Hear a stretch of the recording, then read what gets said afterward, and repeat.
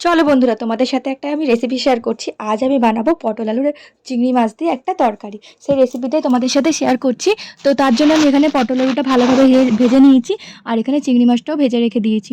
তো তারপর আমি কড়াই তেল দিয়ে জিরে ফোড়ন দিয়ে তার মধ্যে পেঁয়াজ টমেটো ভালোভাবে নেড়ে চেড়ে নিয়েছি। আর এখানে আমি একটা আদা রসুনের পেস্ট ব্যবহার করছি, তোমরা চাইলে আদা রসুন বেটে ব্যবহার করতে পারো। আমার কাছে একটুও সময় ছিল না, মানে তাই জন্য আমি এখানে একটা পেস্ট ব্যবহার করছি। আর যেহেতু আমি একা ক্যামেরা করছিলাম, মানে একাতে ফোন ছিল, সেই জন্য আমি ভালোভাবে ভিডিওগুলো করতে পারছিলাম না। তো তার জন্য আমি এখানে কি মশলা দিয়েছি একবার শুধু ভিডিওতে দেখিয়ে দিচ্ছি। দেখো তোমরা, আমি এখানে হলুদ গুঁড়ো, জিরে গুঁড়ো আর লঙ্কা গুঁড়ো দিচ্ছি, আর এক্সট্রা কোনো মশলা আমি দিইনি।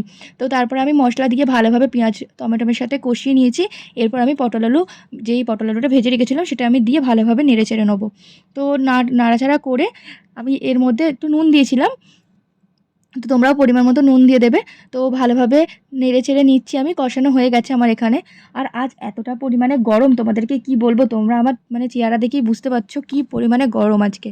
তো এখানে দেখতে পাচ্ছ পটলের তরকারিটা হচ্ছে। তো তারপর আমি এর মধ্যে কিছুটা জল অ্যাড করব, আর ওই যে ভেজে রাখা চিংড়ি মাছ সেটা অ্যাড করে দেবো। তো হয়ে গেছে আমার জল অ্যাড করা চিংড়ি মাছটা দিয়ে। তো আমার এটা ফুটে গেছে, ফুটিয়ে আমি নাবিয়ে নিয়েছি। আর দেখতে পাচ্ছ তোমরা এখানে কত সুন্দর একটা মানে কালার এসছে। তো তোমরা বলো কে কে এরকম পটল আলু চিংড়ি মাছের তরকারি ভালোবাসো।